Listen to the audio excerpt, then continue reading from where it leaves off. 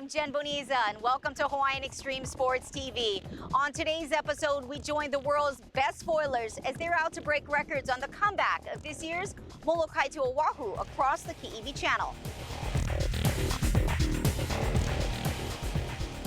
The growth of subfoil and the addition of Wingfoil added a whole new dimension to the M2O.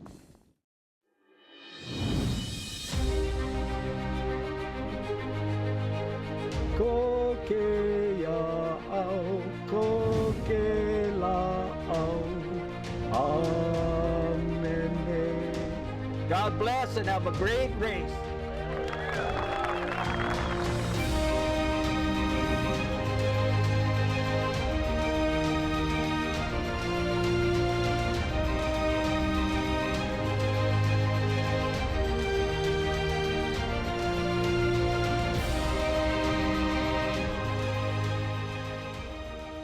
We are in Hawaii for the Molokai to Oahu Paddleboard World Championships, and we have added a few divisions, so we will be crowning new champions in prone, stand-up, foil, and wingfoil this year.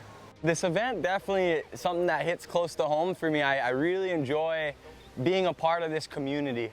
You know, the crossing is special, it's a feat and it's a challenge, but it also can be really fun. You know, it's such a fortunate opportunity for all of us paddlers to be able to experience Molokai and the Ki'iwi Channel. And it looks like it would be so much fun, exciting, it's a good challenge. The bumps gotta be huge. It's the #1 race in the world. It will be awesome, a good experience. The fact of the matter is everyone's really fast, everyone has great equipment. I think it's gonna be the tightest finish in the history of this event with the foils. The last few races we've seen, everyone's been within 30 seconds of one another. And that makes racing really fun. You know, a lot of times after doing this channel crossing over the years, you end up having to battle yourself because you end up being by yourself at a certain point. This race, I think everyone's gonna be right next to each other the entire time, and it's gonna make for some really fun, entertaining racing.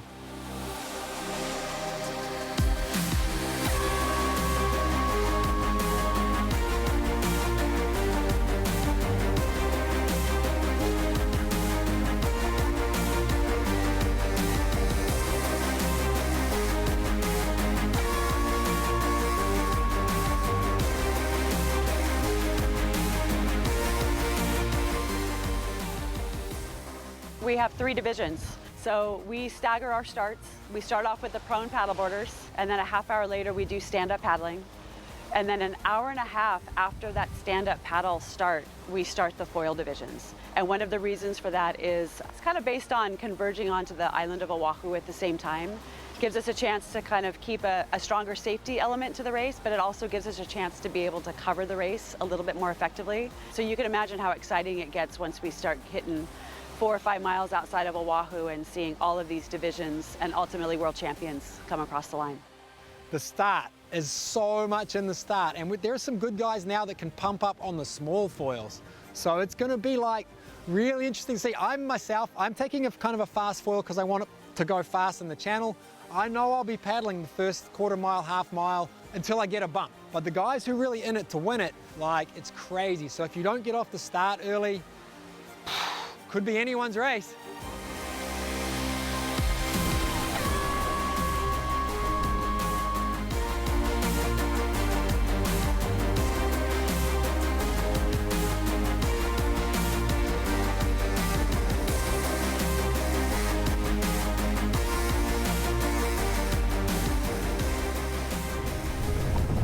Now we're gliding.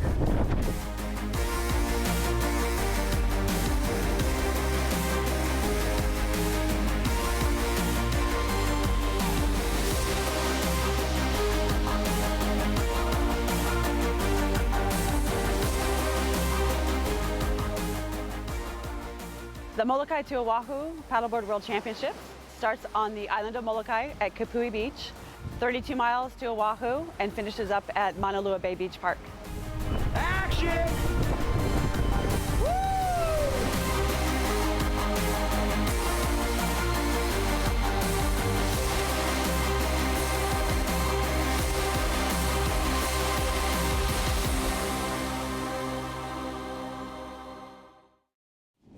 Next, more action from the Molokai to Oahu. Come on over to Windward Boats to experience the industry's best and most modern lineup of power cats, ideal for Hawaiian waters and powered by Honda Marine. These boats are incredibly smooth and dry riding at any speeds, starting at only $350 a month with as little as 10% down. We have the largest selection of power cats to fit your needs. Come visit us in Kailua or online. Windward Boats, Hawaii's power cat headquarters, powered by Honda Marine.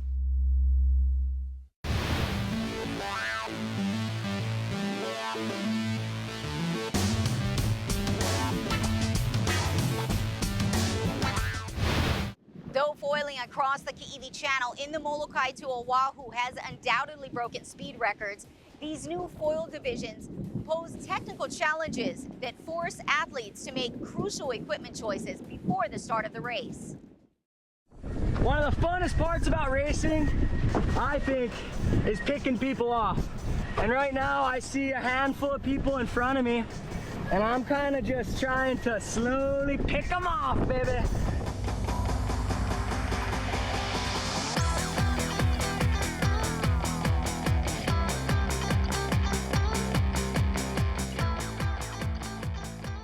I think it's hard because no matter what point in the race you're at, you're always going to be on the wrong foil. If you're in the middle of the race, you're going to want a really, really small foil. If you're at the beginning of the race, you're going to want a huge foil. And if you're at the end of the race, I don't even know what you're going to want. No, you just want to be on a huge prone board or something. And so I think tying all of that into the mix, it makes every single athlete who's doing the foil division second guess their decision because they don't know if they're going to be on the wrong setup for the beginning or for the end or for the middle. And it honestly makes you ask the question, like, you have to choose which part of the race you want to be on the incorrect setup for.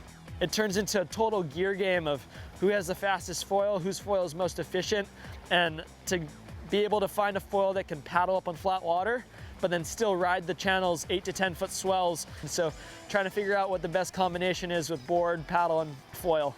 There's a very good possibility the fastest guy who gets to Oahu first, not necessarily across the line, won't win.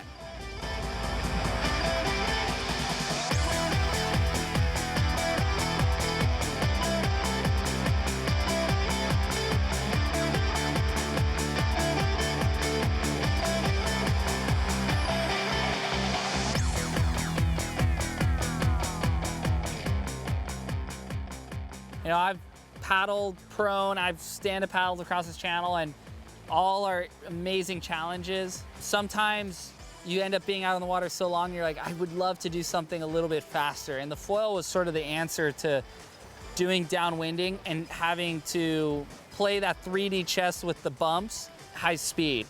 I've been to Hawaii with the new foils for 4 years.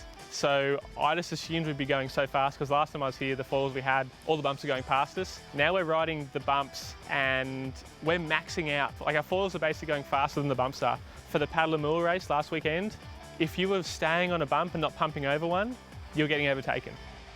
Yeah, you know, it's wild. The average speed that we're getting on Wingfoil lately downwind, it becomes challenging even booking an escort boat because some of these boats have a hard time keeping up with our average speed going straight down swell. According to the rules, if your escort boat can't keep up with you, you have to wait for it. I would like to think that I would follow the rules and wait for my boat, but I know if it came down to it, I would probably go for it.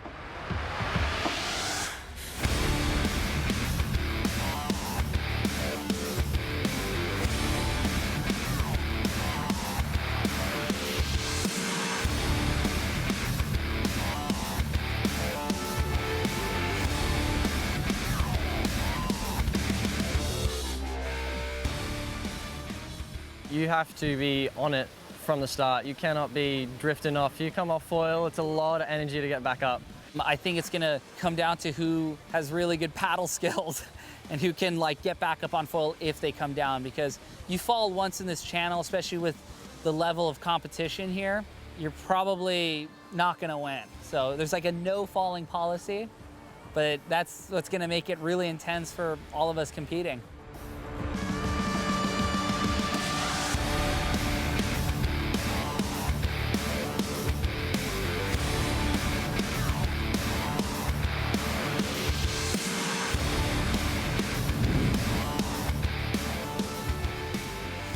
All right, so it looks like we're passing the top prone paddlers right now at 53 minutes. We are currently more than halfway across the Kaiwi Channel. I could see Oahu clear in the distance now. Next, the second half of this year's foiling divisions at this year's Molokai to Oahu.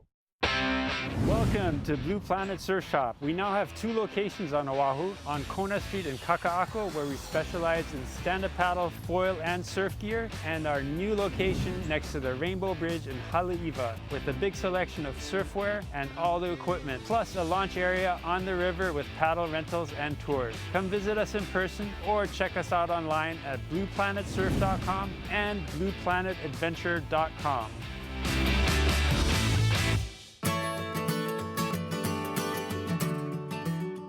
For over 15 years, the Kona Brew Pub in Koko Marina is the favorite local restaurant right on the water in beautiful Hawaii Kai.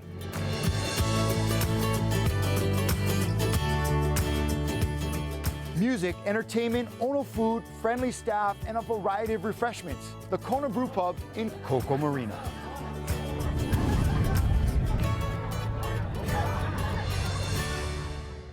The sport of foiling is exploding across the world, and with certain divisions being invited to this year's Molokai to Oahu, the event saw record participation as well. Right now we're on nice bumps, trying to make my way downwind a little bit. Definitely don't want to come in too high and close to shore, because I want to be able to rely on having wind in my wing through that finish line. Do not want to rely on pumping the small bumps along China Wall.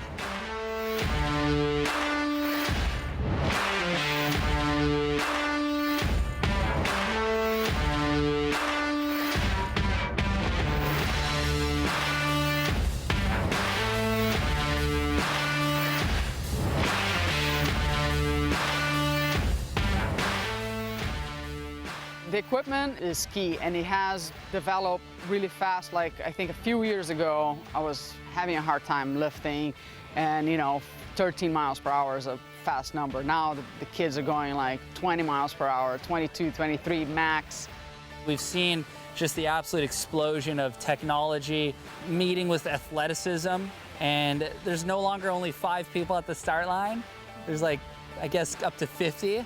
And that's really exciting. I mean, for a sport to really thrive, a lot of people need to get into it.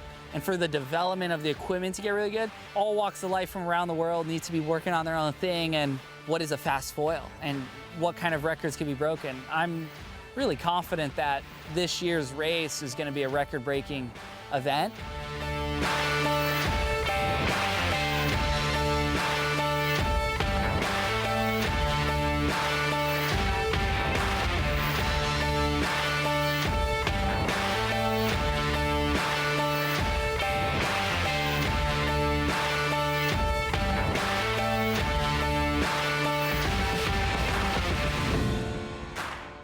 The finish line is what makes this race so intriguing to me. You could use the fastest foil and get from Molokai to China Wall, beat everyone by 15-20 minutes. But if you come down because your foil's too fast for the upwind section, you're paddling on your stomach. You've got to paddle on your stomach for the last mile and a half, which could take as long as 30 to 40 minutes. Now, 30 to 40 minutes is a bigger difference in Molokai Holokai. That was like 1st and 30th. So if someone comes in 30th and they're 30 minutes behind someone who came first, but that 30th person could pump all the way past the first place person who's paddling, they could win the race. So 30 people could win this race, as if they get lucky with a set wave at China Wall and they just ride it and link it all the way in, they're going to overtake a lot of people that use foils that are too small. You start in flat water, you go into the bumps, some of the biggest bumps in the Hawaiian Islands, and then you end in an upwind 1 mile battle. And after foiling 30 miles or paddling 30 miles, either one, you're gonna be exhausted. So you're gonna come around that corner, pump your foil as hard as you can, and then you're gonna get blown down and just lie down and paddle. And whoever, if it's close, like Kai in 2019, he got a bump and passed Jeffrey. So yeah, let's see what happens this year. Still could be anyone's.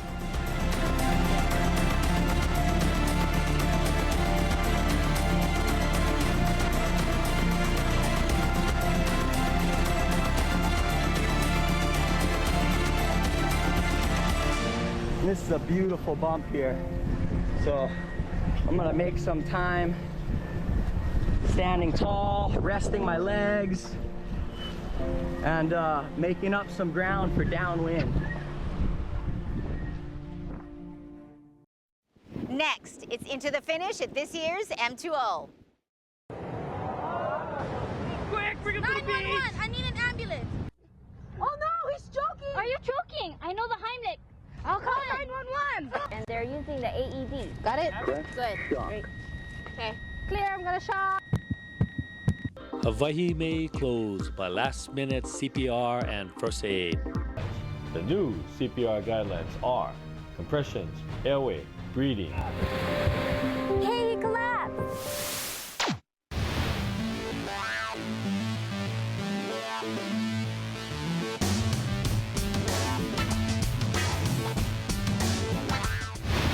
China Walls on Oahu's southeastern tip is where foilers from the Molokai to Oahu converge at the finish lines for the subfoil and wingfoil divisions.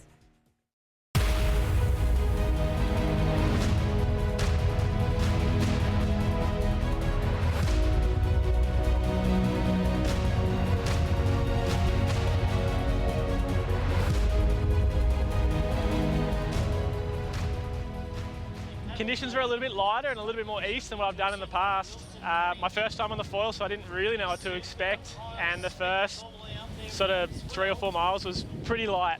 Very lucky I used a bigger foil because that was a lot of pumping and everyone's legs were pretty cooked after that first bit. The middle was actually really good conditions, really good, similar to what I do at home, similar to what I've been doing here in Hawaii too. So nice, good bumps, big, clean ones.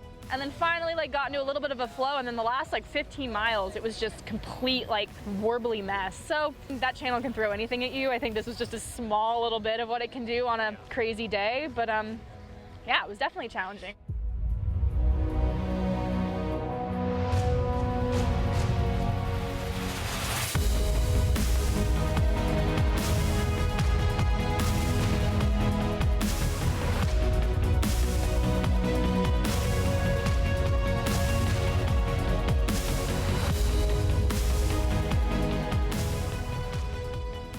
Overall, we started off and it was quite a late start. For us, it was super different for a wingfoil start. It was a sitting start, so everyone was sitting down waiting to find out when we're gonna go. Boom, we go. I got a comfortable start, just started to find my mojo, find where I was going. I got out in front, had a good angle on the rest of the guys. And then the battle started to come about midway through when I regrouped with Finn. And Finn got a hit on a nice jibe. He made a clean gap on me. And then from there we ran in, and coming into the finish, I came through and it was a completely glassy patch. Almost paddled to the finish, luckily got a puff just before the finish, popped back up again and came across. I had a great race. It was exciting. Eli and Derek had pulled away way far north, and then we just kind of converged and met at the end, and it was this battle coming into Portlock. It was pretty fun. It was nice to see familiar faces.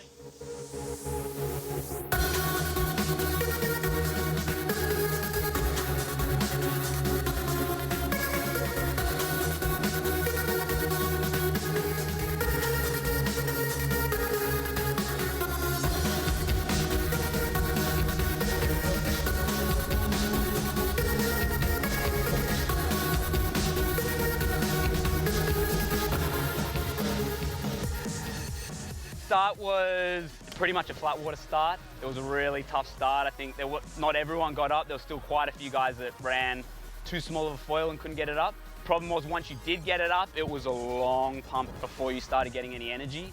My boat says, you gotta push, you gotta push. Oscar's gone north and Eduardo Tanis has caught up to you guys. He's right there with you. I was trying to make up ground and I had a little set coming at China Wall. It was like almost perfect timing, but I was just behind it. So I tried to paddle and pump up and over a set wave using my paddle.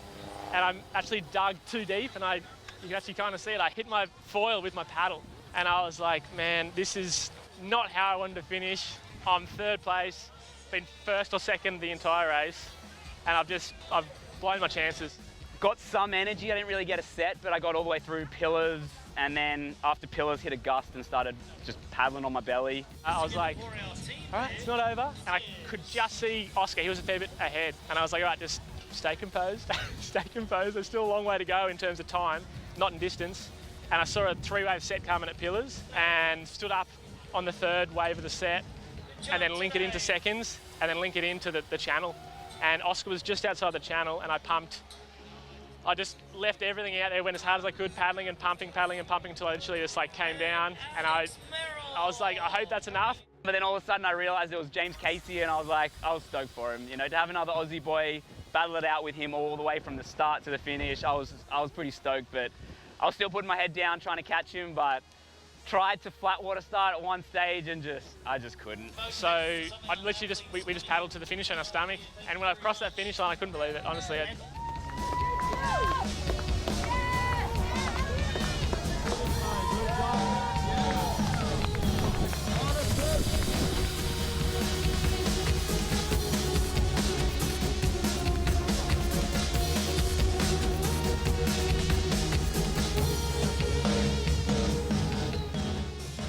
Yeah, the battle with Annie was she led the race for the beginning because she was able to do the flat water pop and I wasn't. So I was thinking, yeah, maybe I can catch her once I fly.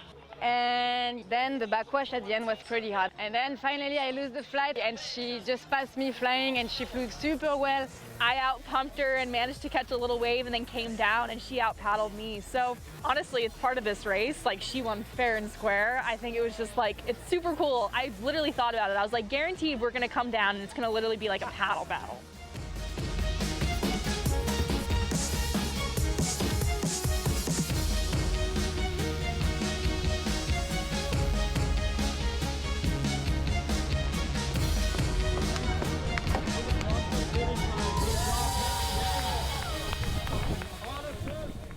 Oh, look, Molokai to Oahu it's the Super Bowl of ocean downwind paddling. And for me, downwind paddling is everything. So to win this, Molokai to Oahu, the most prestigious race in the world. I've pretty much dedicated my life to this race. I love downwinding and I'm so overwhelmed with joy and happiness. And yeah, I was dreaming about it. It's a huge competition and a lot of mana, a lot of energy here on the land and on the ocean. And yeah, it was super special to be part of it, definitely, and with all these beautiful people and beautiful events.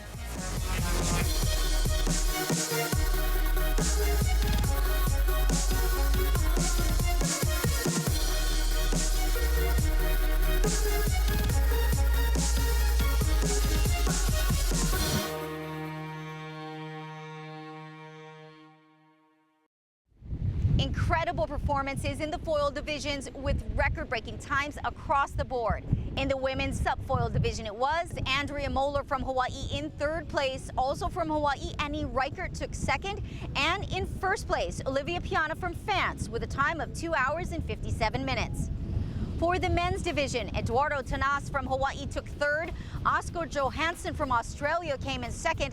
And in 1st place, James Casey, also from Australia, had a time of 2 hours and 19 minutes. And in the wingfoil division, it was Nani Nakoba from Hawaii taking 1st place with a time of 2 hours and 10 minutes. And Finn Spencer from Hawaii in the male division with an astounding time of 1 hour and 31 minutes. For detailed results, please visit molokai2oahu.com. I'm Jen Boniza, and that's all the time we have for this edition of Hawaiian Extreme Sports TV. See you here next time.